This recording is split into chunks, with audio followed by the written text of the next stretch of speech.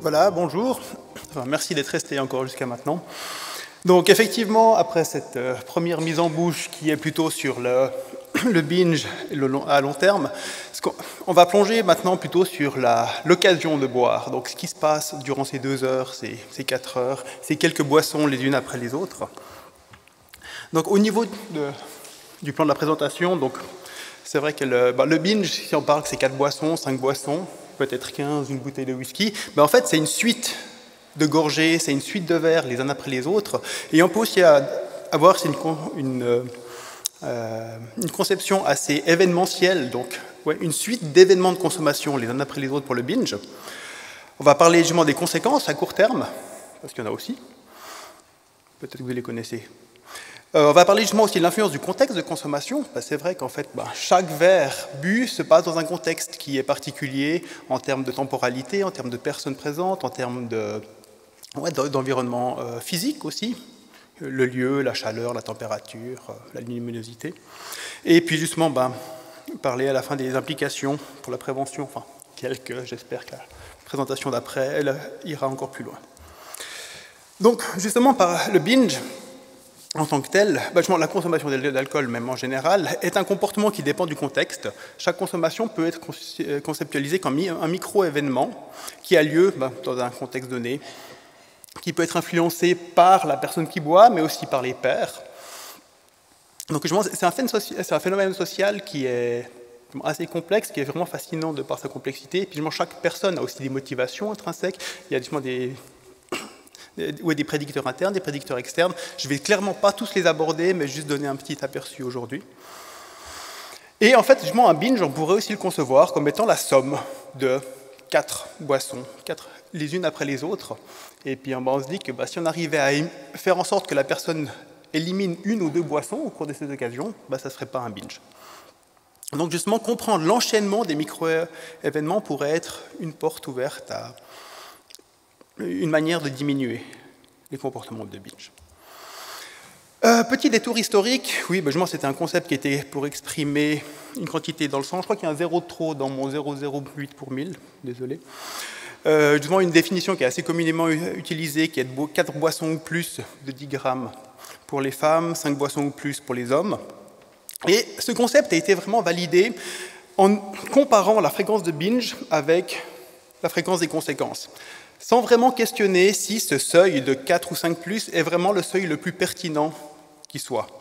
Et une des manières quand même de penser que ce seuil a été bien validé, c'est qu'il y a plus de 8000 articles et 400 revues de littérature sur le binge qui l'utilisent de manière assez conclusive. Mais justement, on pourrait se poser la question quand même juste pour le plaisir, est-ce que finalement ce qui fait le binge, c'est la fréquence ou c'est la quantité? Est-ce que justement ce seuil de 4 ou 5 boissons est le seuil optimal? Est-ce que, si on pense aux conséquences, toutes les conséquences positives, des conséquences négatives, vont apparaître après 4 ou 5 boissons? Et puis, un petit fait assez étonnant, c'est que justement, la notion de boisson standard n'est pas la même dans tous les pays. Au Royaume-Uni, c'est plutôt 8 grammes. En Belgique, en Suisse, en France, c'est 10 grammes. Quand on parle justement de boisson ou de grammes, il faut faire x10. Et c'est même 13 grammes aux États-Unis. Donc ce seuil de 4 boissons, 5 boissons, tel qu'il était aux États-Unis, correspond effectivement aux 6 dont parlait Pierre au départ. Un gros problème aussi qu'on a par rapport au binge, plutôt au niveau méthodologique, c'est que quand on prend des questionnaires rétrospectifs, quand on demande aux gens, mais au cours des 30 derniers jours, combien de fois avez-vous bu 4 boissons ou 5 boissons 4 boissons ou plus, certaines personnes ont de la peine, la plupart des personnes ont de la peine à se rappeler. Une étude qu'on avait faite justement, où on demandait aux gens combien ils buvaient en moyenne, le lundi, le mardi, le mercredi, le jeudi, et on voyait que pour les hommes et les femmes, justement la consommation, ça c'est des jeunes adultes entre 18 et 25 ans, la consommation augmente entre le jeudi et le samedi, ça c'est pas vraiment une surprise, et que en moyenne, le niveau moyen déclaré par ces gens était inférieur à un binge, de manière systématique. Par contre, ces mêmes personnes, on les a interrogées aussi pendant 30 jours chaque soir, donc avec plusieurs questionnaires, et justement, on voit que le niveau est à peu près 2 fois plus élevé quand on a des données collectées en temps réel, avec finalement un biais d'oubli qui est extrêmement faible. Et puis, ça, on a aussi cet effet-là quand on compare la consommation effective des gens, enfin, la quantité d'alcool qui est vendue dans les magasins et ce qu'on a comme dans les enquêtes de population générale. Donc si on prend tout le monde et leur demande combien ils consomment, et si on prend tous les magasins et on regarde combien d'alcool est vendu, on a aussi à peu près cette sous-estimation de 2 fois. Donc en fait, l'être humain est un très mauvais indicateur de sa propre consommation après quelques jours.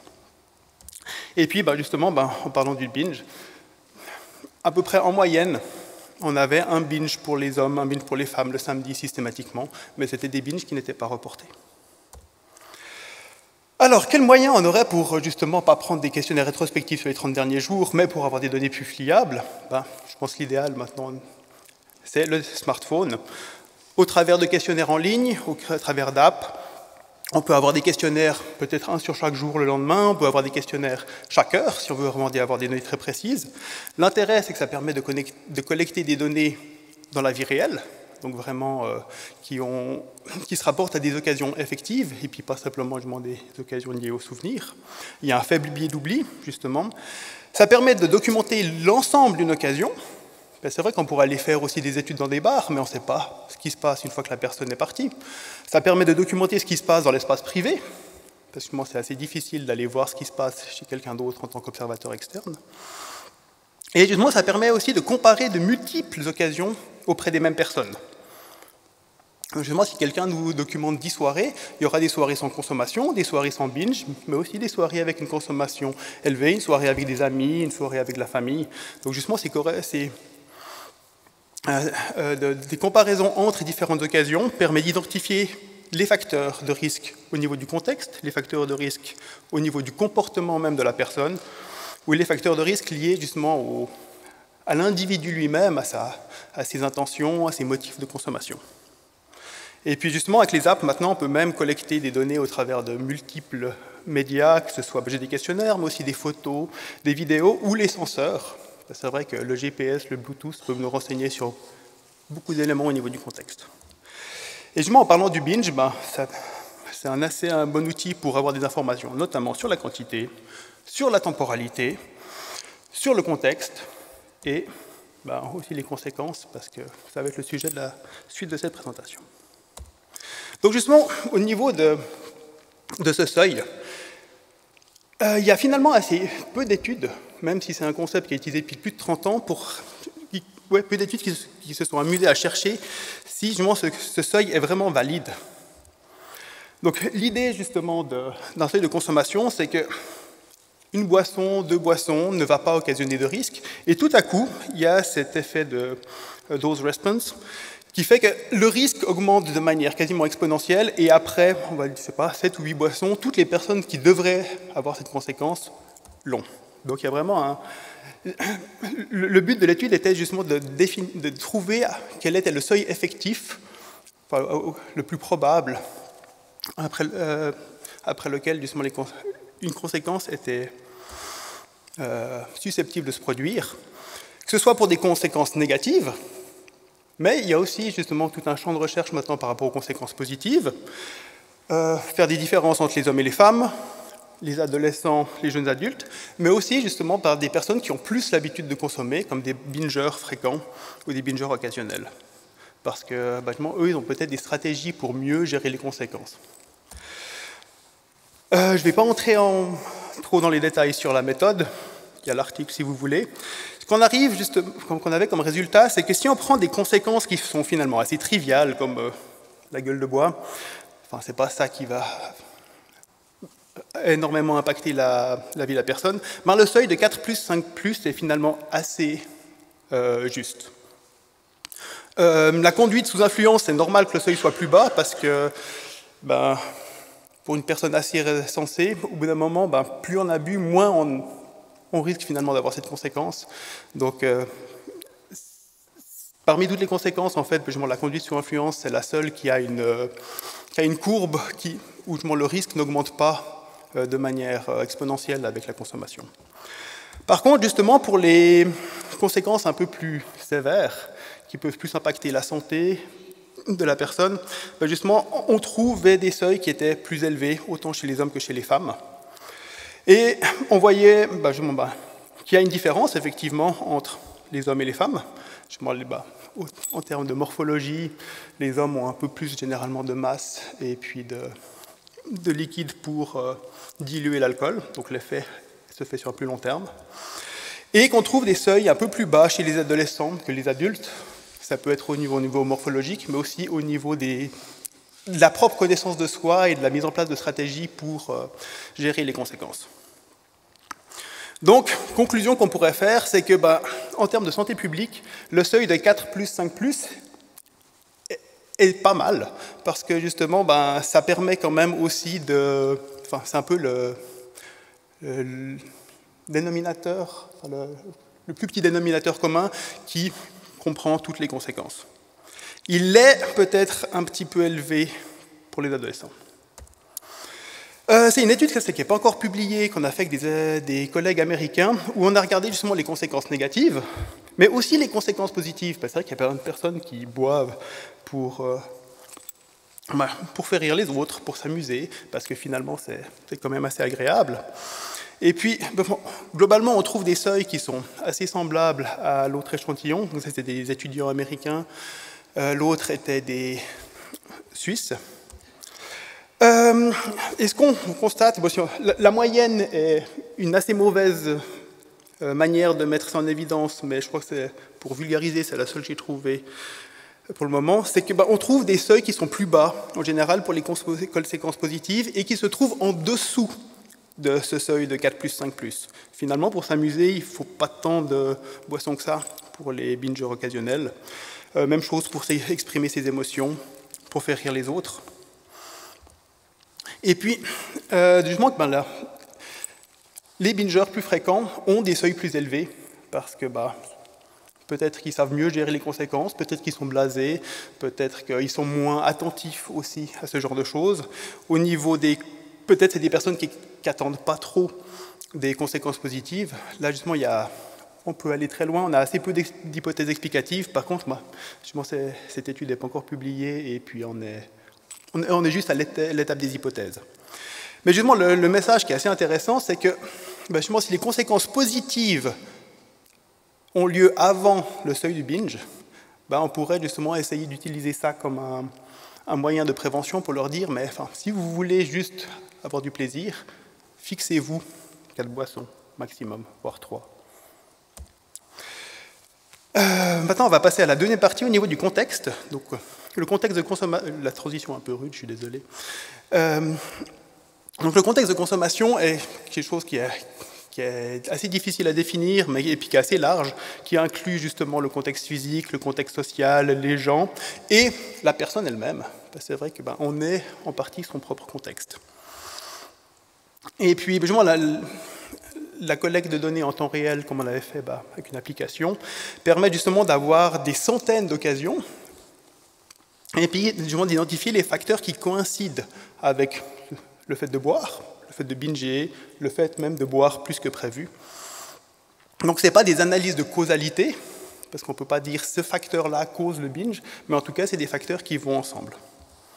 Donc c'est une influence justement bidirectionnelle. Une des premières questions qu'on s'était posées par rapport justement au binge ou à la consommation en général, c'était pourquoi les jeunes, est-ce que, et comme ils le font, c'était pourquoi est-ce qu'ils boivent plus que prévu.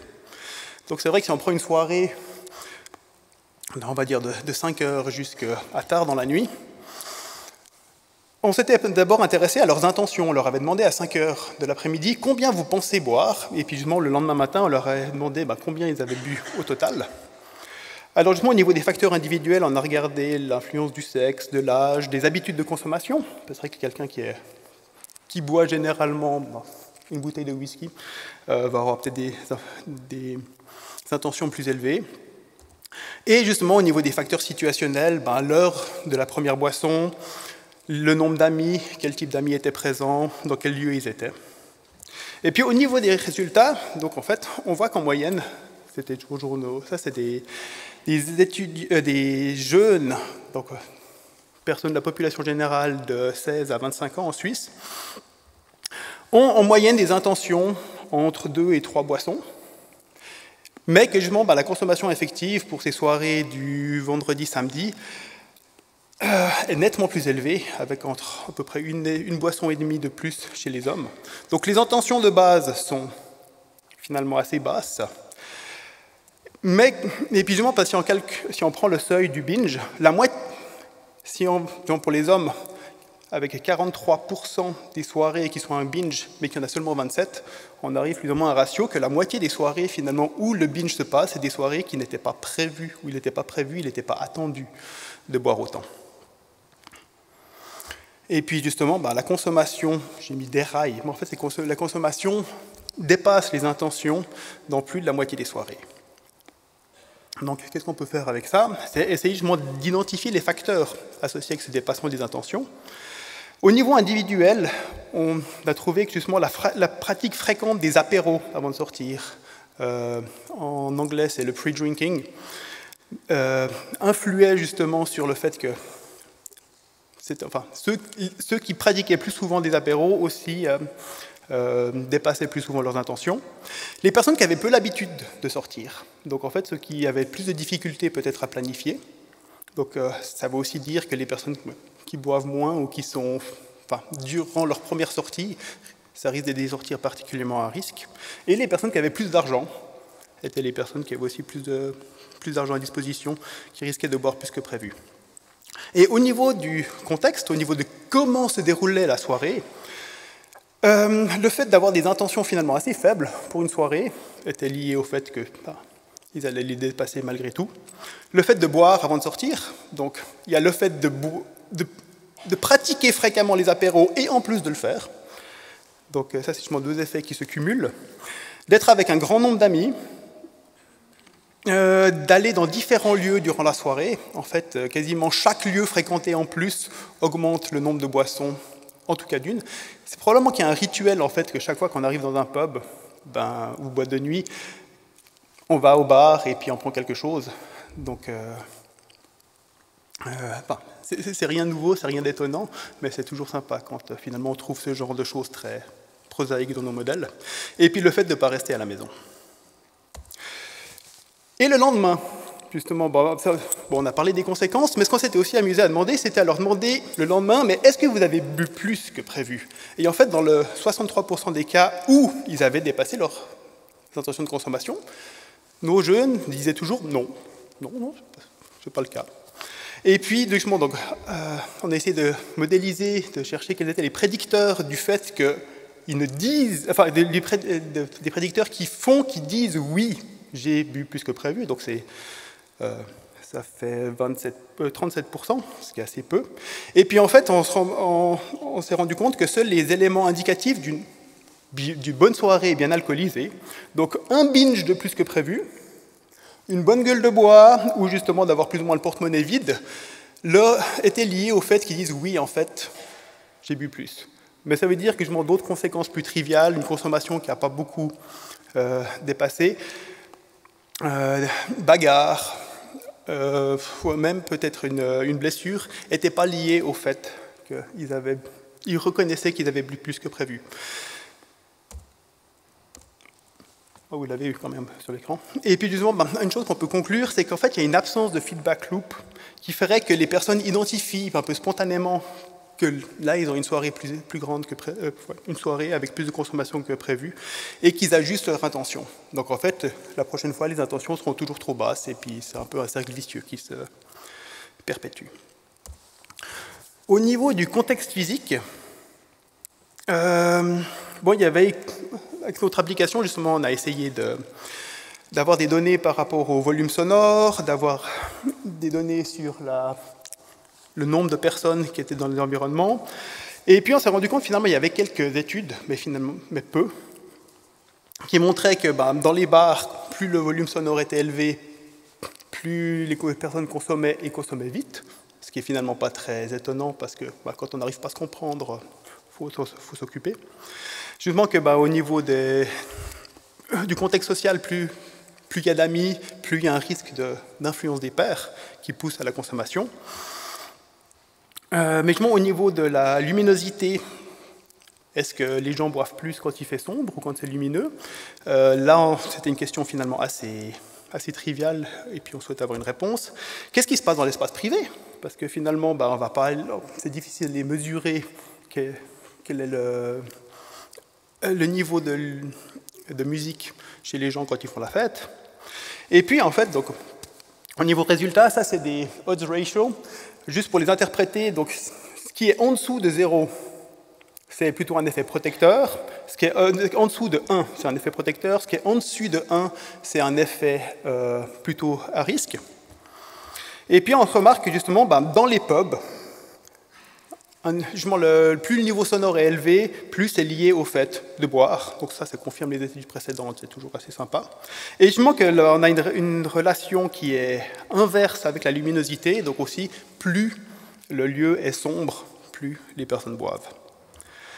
Au niveau de l'espace public, donc quand les gens sont dans la rue, dans les parcs, en chemin, là finalement il y a assez peu d'effets, à part le fait d'être avec beaucoup d'amis, ce qui n'est pas très étonnant parce que un groupe de jeunes ou un individu seul n'a pas beaucoup d'impact sur la luminosité et sur le volume sonore dans la rue.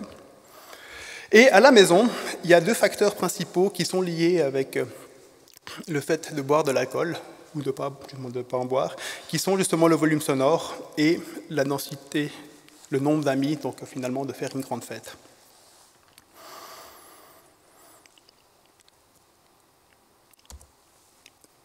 Je voulais juste faire un petit détour, parce qu'en fait, là, quand les organisateurs m'avaient invité, ils voulaient savoir si on pouvait faire quelque chose par rapport à l'intelligence artificielle, justement plutôt l'approche Big Data, qu'est-ce qu'on pourrait faire pour la prévention, pour la recherche. Parce que j'ai collaboré avec un institut d'ingénierie, et puis finalement, il y a peu de choses, vous verrez, je tenais juste à intégrer 2 slides par rapport à ça. Parce que les données des comportements en soirée, on peut demander aux gens de remplir des questionnaires dans les apps, il peut remplir des questionnaires, mais il y a beaucoup de choses qu'on peut finalement aussi utiliser, d'informations qu'on peut collecter via des senseurs.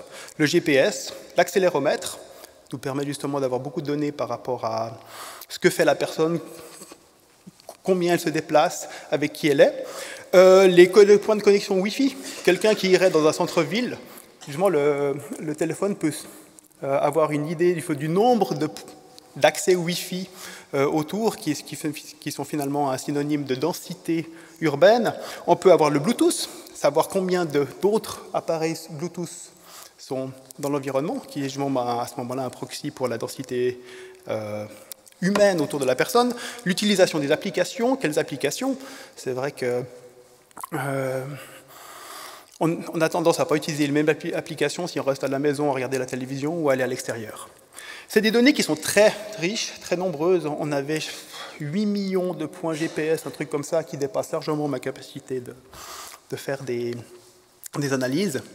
Et puis, tout le but du machine learning, ce qu'on appelle l'intelligence artificielle, qui est en fait simplement des modèles de régression, mais quand même un peu plus poussés, c'est essayer justement de classifier ces données en des catégories pour qu'au final, justement, on puisse voir quels sont les facteurs qui sont prédictifs ou pas. Donc ouais, ça correspond pas mal à une régression, mais justement sur du big data. Et une des questions qu'on s'était posées, c'était en utilisant les senseurs, qu'est-ce qu'on peut savoir sur un individu et est-ce qu'il a dépassé ou non le seuil de binge durant sa soirée. Donc là, on a quand même dû utiliser les données sur la consommation du lendemain pour que la personne nous dise si elle avait bu 4 boissons ou plus.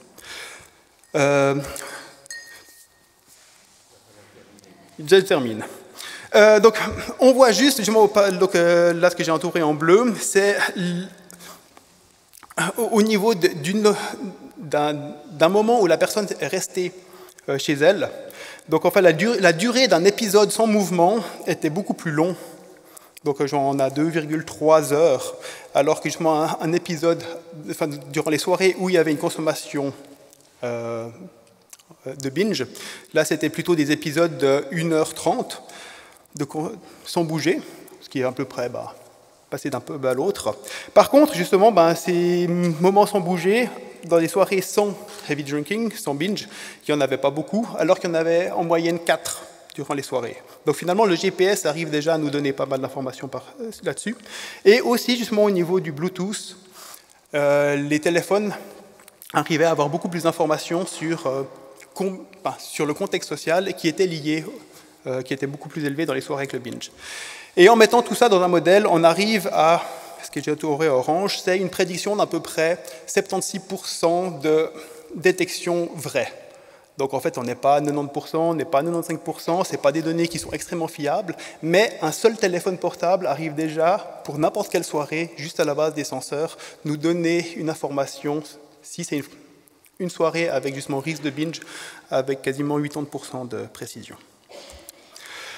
Alors, conclusion, le binge est un comportement de consommation qu'on peut qualifier d'événementiel. Les seuils de 4+, 5+, sont assez justes pour les conséquences qui sont légères. Empêcher la consommation d'une ou deux boissons pourrait être une manière d'éviter un binge, ou justement faire en sorte que la soirée n'ait que des conséquences positives, ce qui serait assez sympa. Il y a peu de recherches là-dessus, mais j'essaie de convaincre, j'aimerais bien que d'autres collègues s'y mettent. Et puis, justement, les facteurs que j'ai mis en évidence, finalement, ne sont pas très révolutionnaires en soi. Je pense que le sens commun, votre expérience permettrait de l'identifier. Mais justement, quand on parle de evidence-based prevention, c'est toujours bien qu'il soit publié quelque part. Donc, au niveau de la prévention, je pense qu'on va aller plus loin par après. Une des manières qu'on pourrait faire pour intervenir à la maison, c'est justement de suggérer une diminution du volume sonore, ou justement le faire aussi dans les débits de boissons. La limitation de changer de lieu, donc éviter d'avoir cette routine, ça pourrait être justement par un contrôle, pas forcément d'alcoolémie, mais un contrôle par le staff à l'entrée des débits de boissons. Et puis justement, ne pas oublier que le contexte peut avoir un effet protecteur, justement d'être avec finalement un petit nombre de personnes, notamment. Et puis au niveau individuel, une chose qu'on pourrait faire, c'est fournir des outils pour les personnes pour mieux définir leurs intentions et s'y tenir. Donc aussi apprendre à compter ses verres. Voilà, rester en deçà d'un certain seuil. Limiter la taille des soirées dans le cadre privé. De ce côté-là, les parents pourront avoir un rôle. Et on pourrait imaginer, dans un futur très lointain, développer des outils numériques pour sentir les soirées à risque, mais on y est encore loin.